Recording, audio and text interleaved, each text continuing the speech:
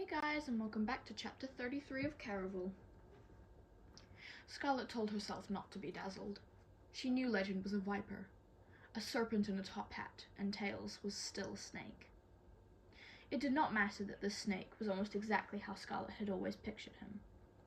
He might not have been quite as handsome as she'd imagined, but still, he was made of dashing elegance, laced with intrigue and illusion, set off by a twinkle in his dark eyes that made her feel as if she were the charmed one, covered in magic only he could see.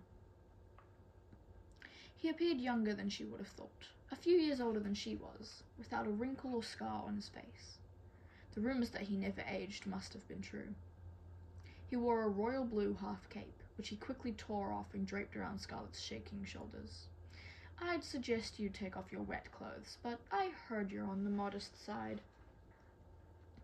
"I won't say what I've heard about you," Scarlet spit out. "Oh no!" Legend clapped his hands to his chest in a show of mock offense. "People have been saying nasty things about me?" He laughed, a rich, spicy sound. It bounced off the cavern's walls as if there were a dozen different legends hidden behind the stones. The noise continued, even after he stopped laughing. It wasn't until he snapped his fingers that the horrid echoes stopped. But Legend's manic smile remained, twitching and restless, as if he were thinking of a joke he had yet to share. "He's mad." Scarlet edged back as her gaze quickly cut to the water, where Julian should have been emerging behind her. But now, the water wasn't even moving. "If you're waiting for your friend, I don't think he's going to be joining us. At least, not yet." Legend's lips turned cruel around the corners, leaving her drenched in a cold blue-violet feeling that went deeper than the wetness soaking her clothes. "What have you done to Julian and my sister?" "It's really too bad," Legend said. "You're so dramatic. You would have made a fantastic performer." "That's not an answer to my question," Scarlet said. "Because you're asking the wrong questions!" Legend shouted. Instantly, he was right in front of her again, taller than she realized, and even madder than he'd been moments before. His eyes were all black, as if the pupils had devoured the whites. Scarlet reminded herself that the tunnels beneath the game did strange things to people's heads. She stood her ground without flinching, and repeated, "Where are my sister and Julian?" "I already told you that's not the right question." Legend shook his head as if she'd disappointed him. "But now that you've brought it up a second time, I'm curious. If you could see only one of them again, Julian or your sister, who would you choose?" "I'm finished playing games," Scarlet said. "I took your leap of faith. I don't have to answer any more questions." "Ah, but the rules say you need to find the girl before you can officially win." Green lights danced around Legend's head, adding a glittering emerald cast to his fair skin. He was magical to be sure, but in all the wrong ways. "Have you wondered at all why the game is played during the night? If I answer you, will you tell me where to find my sister?" "If you manage to do it correctly." "What if I'm wrong?" "I'll kill you, of course."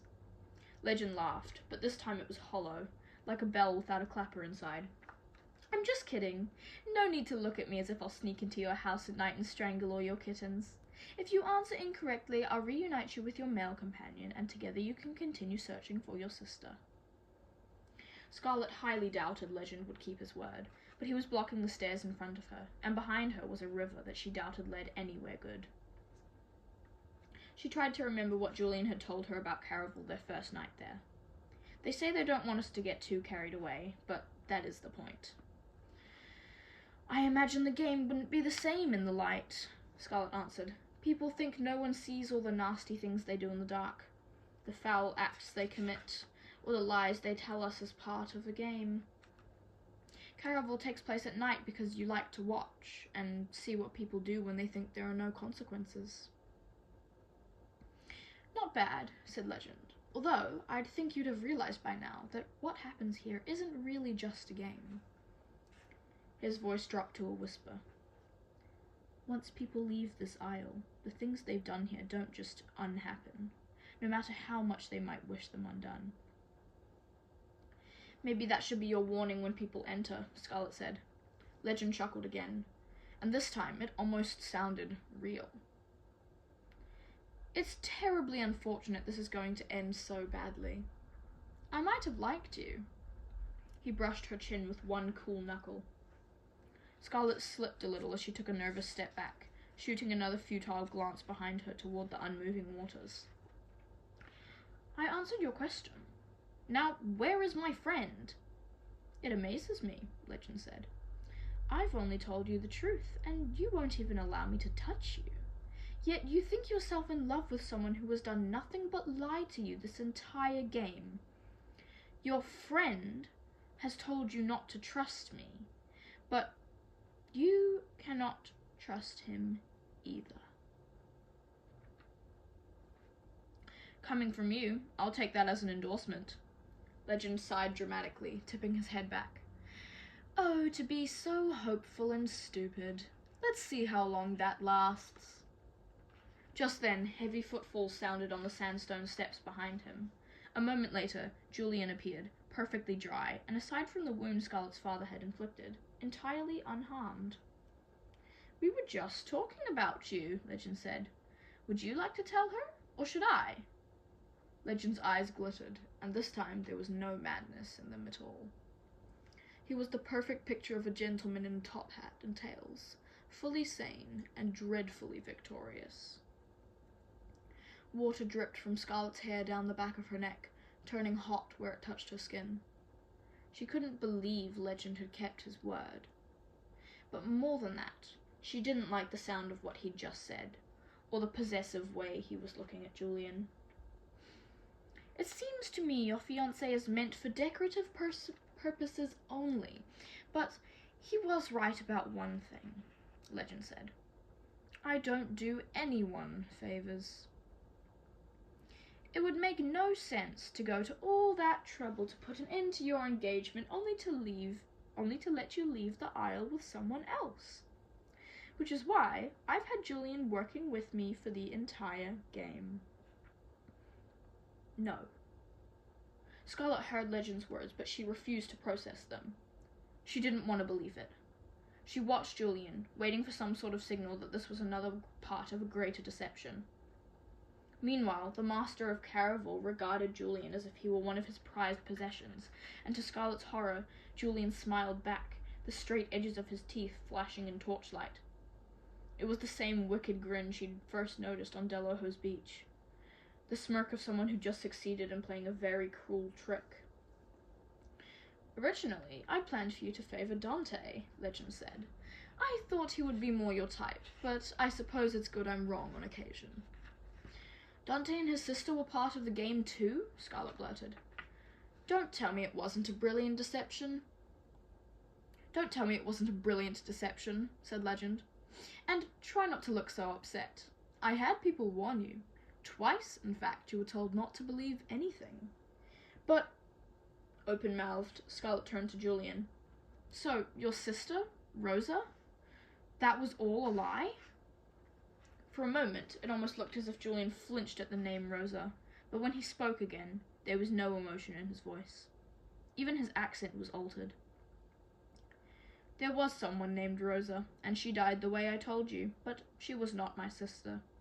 She was just an unfortunate girl who got too swept away in the game. Scarlet's hands trembled, but still she refused to believe it. It could not have all been false, merely a game to Julian. There had been moments she knew were real. She continued to watch him, hoping for some flicker of something, a glimmer of emotion, a glance that told her this act with Legend was really the game. I guess I'm better than I thought. Julian's smile turned vicious, the kind made for breaking hearts. But Scarlet had already been broken. For years, her father tore her down. Over and over, she had let him. She'd allowed him to make her feel worthless and powerless. But she was neither of those things. She was done allowing her fear to make her weaker, to eat away at the meat on her bones until she could do nothing but whimper and watch. I still say you did me a favor, she said, turning back to Legend.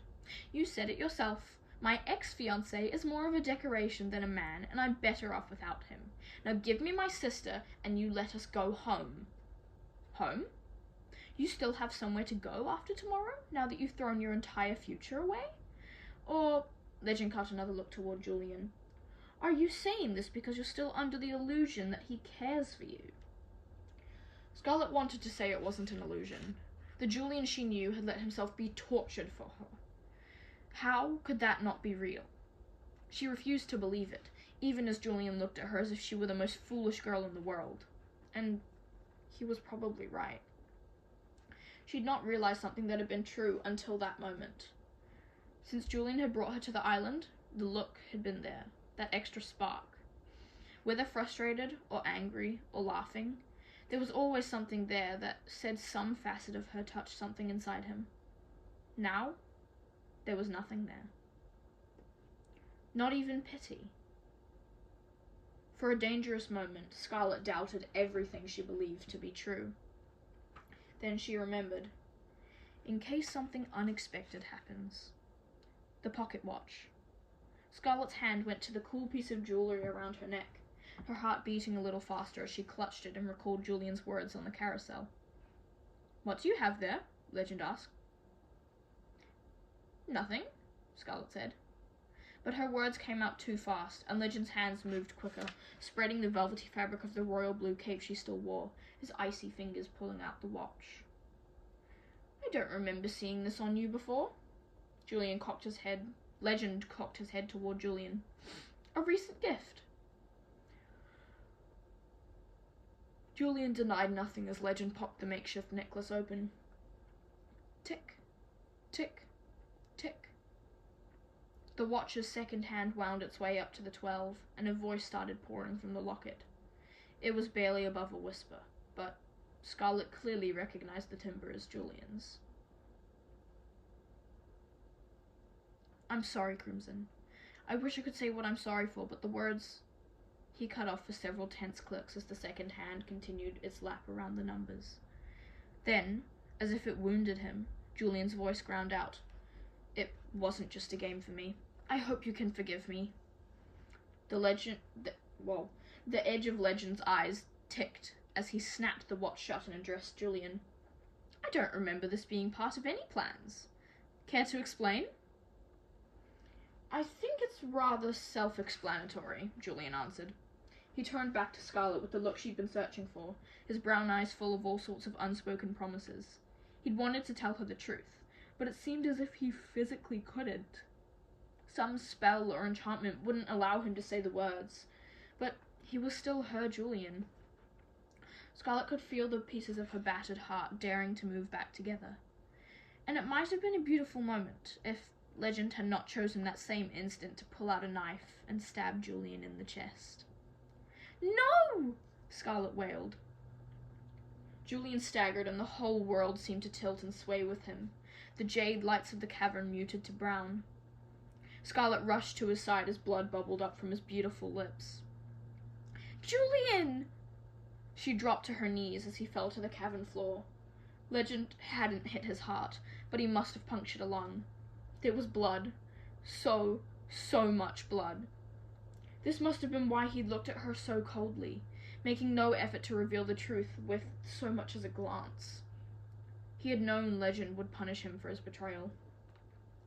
Julian, please! Scarlet put her hands over the wound, soaking her palms in red for the second time that day. It's all right. Julian coughed, more blood staining his mouth. I probably deserved this. Don't say that! Scarlet ripped the cape from her shoulders and pressed it hard against Julian's chest, trying to stop the bleeding. I don't believe that, and I don't believe this is how it's supposed to end. Then don't let it end here. I've already told you. I'm not worth crying for. Julian reached up to brush away one of her tears, but his hand fell before he reached her. No! Don't give up! Scarlet begged. Please, don't leave me! There were so many other things she wanted to say, but she feared that if she said her goodbyes, it would make it easier for him to let go. You can't abandon me! You told me you were going to help me win the game! I lied. Julian's eyes fluttered. Julian! Scarlet cried, pushing harder against his chest as more blood soaked through the cape and onto her hands. I don't care if you lied. If you don't die, I'll forgive you for everything. Julian's eyes shut as if he didn't hear her. Julian, please keep fighting. You've been fighting me this whole game. Don't stop now. Slowly his eyelids lifted. For a moment it looked as if he was coming back to her. I lied about how I got bashed in the head, he mumbled.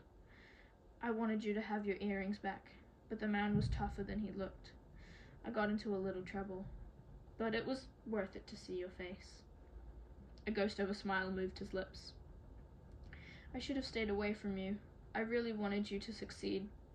I wanted to... Julian's head fell back. No! Beneath her hands, Scarlet felt his chest fall a final time. Julian! Julian! Julian! She pressed her hands to his heart, but nothing moved. Scarlet didn't know how many times she repeated his name. She said it like a prayer, a plea, a whisper, a goodbye.